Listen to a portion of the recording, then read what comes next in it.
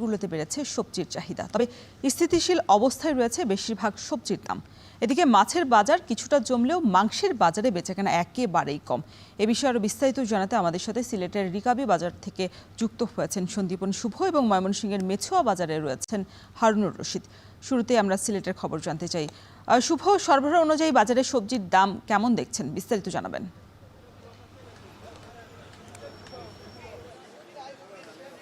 রওশন, যেহেতু বৃষ্টির একটা পরিবেশ বা আবহাওয়া রয়েছে, বৈরী আবহাওয়া, এবং আপনি জানেন যে কিছুদিন আগে কিন্তু 2 দফা জ্বালানি তেলের দাম বৃদ্ধি পেয়েছে।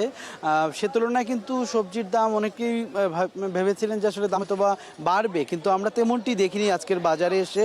আজকে ছুটির দিনের বাজারে কিন্তু আমরা যেমনটি এসে দেখেছি, বাজার কিন্তু মোটামুটি স্থিতিশীল রয়েছে। 2-1টি পদের দাম হয়তো বা কিছুটা বেড়েছে, কিন্তু বেশিরভাগ সবজির দাম কিন্তু এই মুহূর্তে আমরা দেখতে পাচ্ছি যে স্থিতিশীল রয়েছে। আমি প্রথমে আপনাকে একটু আজকের বাজার দর সম্পর্কে একটু জানাতে চাই। আজকে জালি কুমড়ো সেটি বিক্রি হচ্ছে 50 থেকে 60 টাকায়, পেঁপে বিক্রি হচ্ছে 50 থেকে 60 টাকায়, ঢেঁড়স 60 টাকা কেজি দরে।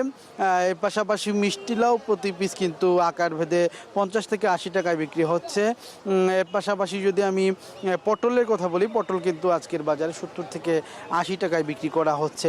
কাঁকরোলের দাম আজকের বাজারে 60 থেকে 70 টাকায় বিক্রি করা হচ্ছে। বাঁধাকপিও কিন্তু 60 টাকায় পাওয়া যাচ্ছে। কিছুটা দাম বৃদ্ধি হয়েছে যে সবজিগুলো, সেগুলোর মধ্যে বেগুন রয়েছে। বেগুনের দাম কিন্তু আজকের বাজারে 80 টাকা থেকে বেড়ে 100 টাকায় বিক্রি হচ্ছে। পাশাপাশি যদি আমি বলি টমেটো, যেহেতু এই সিজনাল সবজি নয়, সেক্ষেত্রে সেটির দামও কিছুটা বৃদ্ধি পেয়েছে। আজকের বাজারে কিন্তু 90 থেকে 100 টাকা পর্যন্ত টমেটো বিক্রি হচ্ছে। কাঁচামরিচের দাম খুবই স্বাভাবিক রয়েছে, 70 টাকা দরে কিন্তু কাঁচামরিচ বিক্রি হচ্ছে। এছাড়াও আমরা শাকের বিভিন্ন পদের শাকের কথা শুনেছিলাম, শাকের দামও কিন্তু বেশ নিয়ন্ত্রণে রয়েছে। আজকে লাল শাক, পুঁই শাক, ডাঁটা শাক সহ বেশ যে শাকগুলো আসলে 30 টাকা আটা বিক্রি করা হচ্ছিল, সেটি কিন্তু আজকের বাজারে 15 টাকা, কোনো জায়গায় 10 টাকা পর্যন্ত বিক্রি করা হচ্ছে। আমরা এখানকার যারা বিক্রেতা রয়েছেন তাদের সাথে কথা বলেছি, তারা বলছেন যে আসলে এই যে বর্ষার মৌসুম, এই মৌসুমে সবজির কোনো চাহিদার ঘাটতি নেই এবং আমদানিও অনেক ভালো হচ্ছে। সরবরাহ ভালো থাকায় আসলে দাম এখন পর্যন্ত নিয়ন্ত্রণে রয়েছে। আমি গড়পড়তা যদি দামের কথা বলি, সেক্ষেত্রে কিন্তু বলতে হয় 50 থেকে 60 টাকার মধ্যেই কিন্তু সব ধরনের সবজি রয়েছে। এর পাশাপাশি যদি আমি একটু বলি আপনাকে, সেক্ষেত্রে বলতে হয় বিশেষ করে ক্রেতাদের কথা। ক্রেতারা যেটি বলছেন আমাকে, ক্রেতারা কিন্তু জানিয়েছেন যে তাদের নিয়ন্ত্রণের মধ্যে আজকের বাজার রয়েছে। ঈদের পরের যে বাজার, সেই বাজার পরিস্থিতি কিন্তু তারা নিয়ন্ত্রণেই দেখতে পাচ্ছেন।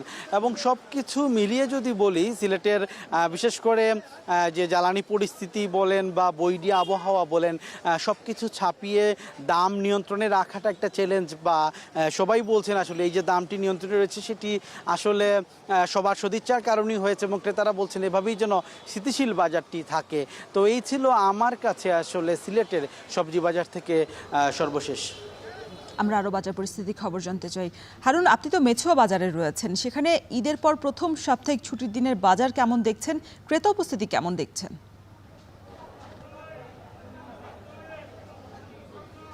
ময়মনসিংহের যে মেছুয়া বাজার, এটি হচ্ছে ময়মনসিংহ নগরীর অন্যতম বড় একটি বাজার। এখানে পাইকারি এবং খুচরা দুভাবেই বেচা কেনা হয়, অর্থাৎ এই বাজার থেকে মাছ কিনে আশপাশের যে ছোট বাজারগুলো রয়েছে সেখানে মাছ বিক্রি হয়, মাংস বিক্রি হয়। এবং এই শহরের বা এই নগরীর যারা বাসিন্দা তাদের কিন্তু প্রধান বাজার হচ্ছে এটি। এবং ঈদের পরে আজকে আমরা যেটি দেখতে পাচ্ছি যে এখানে কিন্তু মাছের বাজার বেশ জমেছে, অর্থাৎ গত 2-3 দিন যাবৎ মাছের বাজার কিছুটা কম জমলেও এখন কিন্তু মাছের বাজারেও মানুষ এসেছে। আমরা এখানে মানুষের উপচে পড়া ভিড় যেটি বলা যায় সেটি দেখছি এবং বেচাকেনাও বেশ ভালো হচ্ছে বলে জানাচ্ছেন ব্যবসায়ীরা যেটি বলছেন যে কোরবানির ঈদের প্রভাবে কিন্তু তারা কয়েকদিন বেচাকেনা কম হয়, তবে এখন মানুষের মাছের বাজারে একটা চাহিদা তৈরি হয়েছে এবং বেচাকেনাও হচ্ছে। তবে সরবরাহ কিন্তু ঠিক আগের মতো হয়নি, সরবরাহ কিছুটা কম। অর্থাৎ যে মাছের যে আড়তগুলো রয়েছে ময়মনসিংহের যে আকুয়া বাইপাস এলাকায় এবং ত্রিশালের দরিরামপুর এলাকায় এবং গৌরীপুরের গাজীপুর এলাকায়, এই অঞ্চলে সবচেয়ে বড় মাছের আড়ত রয়েছে। সেই মাছের আড়তগুলোতে কিন্তু অন্যান্য সময়ের তুলনায় মাছের যে সরবরাহ সেটি কিছুটা কম থাকার কারণে এই বাজারগুলোতেও কিন্তু মাছের চাহিদা অনুযায়ী সরবরাহ হচ্ছে না, যার কারণে দাম কিছুটা বেড়েছে বলে ব্যবসায়ী এবং পাইকারি যারা পাইকারি ব্যবসায়ী এবং যারা ক্রেতা রয়েছেন তারা কিন্তু আমাদেরকে জানাচ্ছেন এই বাজারে যে বড় আকারের যে কাতল মাছ রয়েছে, মৃগেল, রুই রয়েছে, সেগুলো বিক্রি হচ্ছে আমরা জানতে পেরেছি যে 400 থেকে 500 টাকা কেজি দরে বিক্রি হচ্ছে, যেগুলো বড় আকারের রয়েছে। এবং মাঝারি আকারের যে রুই, কাতল বা মৃগেল রয়েছে সেগুলো বিক্রি হচ্ছে 250 থেকে 350 টাকা পর্যন্ত।